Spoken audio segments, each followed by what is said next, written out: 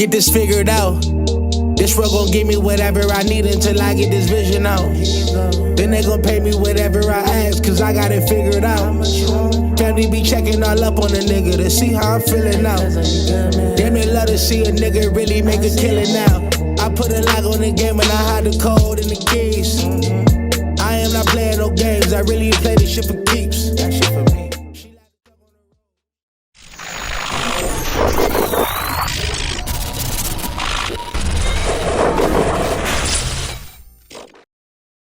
MaddenHeadz YouTube, what's going on? It is your boy, Coach DC, coming back at you today with another video. And so I thought today we'd talk a little bit about user control. And so in a couple different aspects of the game, not just one. So right here, you're looking at highlights of me just making like user tackles, navigating myself, around all the stuff that's in front of me, the blockers and all that stuff, and just to get a good angle to make a tackle, because tackling on this game it's not good. But one thing I encourage you guys to do is take your read steps, or use a lot of L2 when the ball is snapped. So you see me right there as the middle linebacker, and you'll see me kind of square and face up. That's the strafe button generally, when you're going to make tackles. It also works, when you're playing pass defense. You see me right there defending little bubble screen really, really well right there, just being in the right place. I'm already clicked to the guy. Once the ball is snapped, I don't just go. I hold L2 and I try to hold myself in place for a little bit. Sometimes you have to use L2 to slow yourself down to get yourself to the proper angle, and then use R2 to speed back up to go and make the play, as you see by Junior Seau right there. And so it's a lot of it is taking those read steps initially, as you see right there with the wrap, getting yourself into a position. And like I said, sometimes you have to use L2. It has multiple uses, during the play. Initially, sometimes using it to keep yourself square. You see right here, then you have to stop, then you have to let it go and go back to it. And the whole time you see I'm going backwards and forward, but the whole time I'm square. You see me square. You see me facing the quarterback, looking into the, looking right at the quarterback as he's making the throw. So it's easy for me to jump that route. You know what I'm saying? Sometimes you have to be able to stop yourself and go back in a different direction in order to make a play.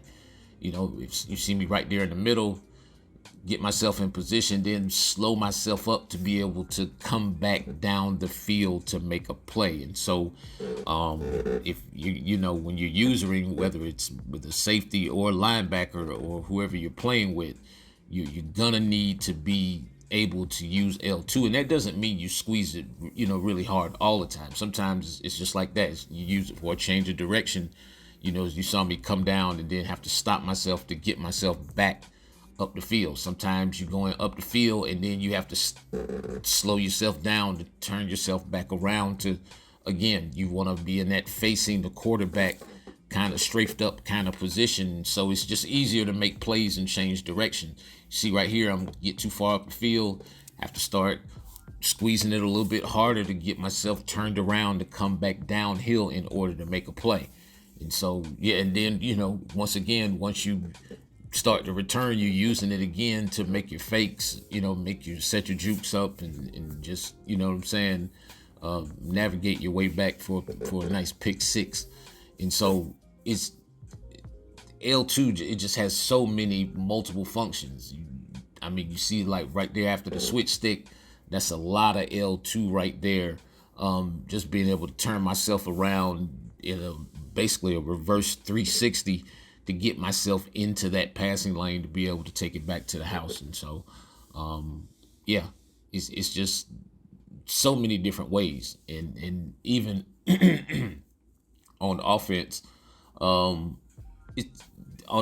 it's the same deal to me. Like a pass like this, it looks like a great bomb, right? That's a low touch pass as far as I'm concerned, because I'm on revamp, and basically that's a lob with low touch added to it. Yeah. So basically, yeah, it's a low ball. But it's like you have to understand like when to use it, and which places to add it, and how much needs to be added. In different situations, of course, it's going to be different. But in a situation like that, I'm trying to push the ball through the zone. You see what I'm saying? And so once I get it through the zone, then I'm able to bring it down just enough, where my guy can go up and get it, and still able to get his feet down inbounds, more importantly. And so it's just, yeah.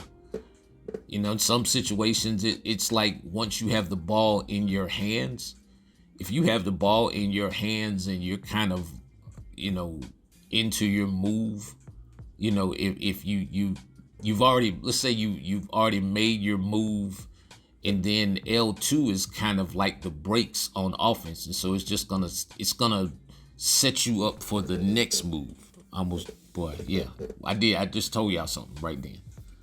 So I'm gonna say that one more time. If you're in a move, right? So let's say you're already in your move.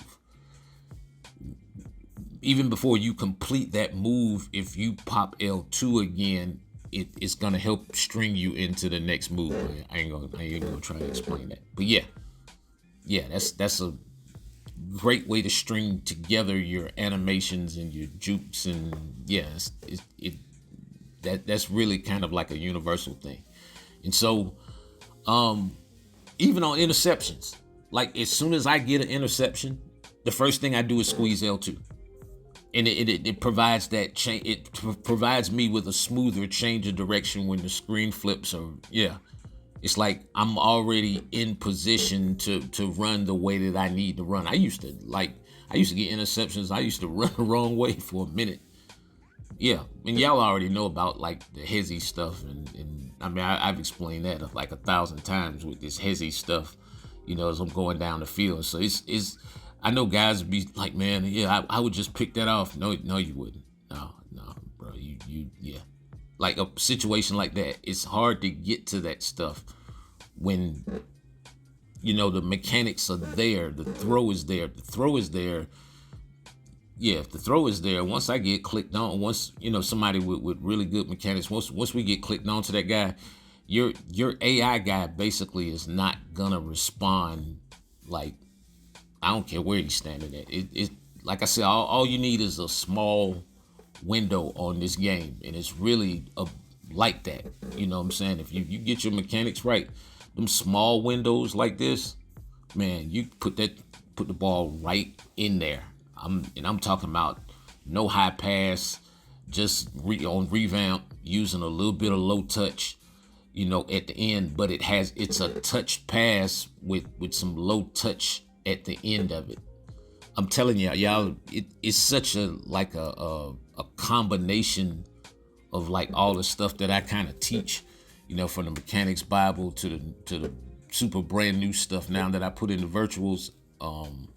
Actually, the other virtuals coming out today. I know y'all, I'm late, man. I'm sorry, but yeah. I mean, and so all that stuff is important. So like I said, that little sliver or that little window like that, when you have your mechanics right, like drags and little shallows like that, then those become big plays, because this is all you need. All you need is this little sliver right there. And once you catch it, look at the momentum and just look at how he continues up the field. And then the physicality at the end. To fight his way into, it's a touchdown. Fight his way into the end zone. So yeah, I'm telling you, it's just, it's so much to it. But it's like once you learn it, you can't, it's almost impossible to unlearn it, as they say. And it's just like, it becomes like everything that you do when you play this game.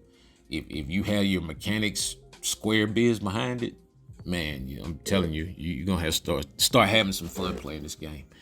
Anyway, man,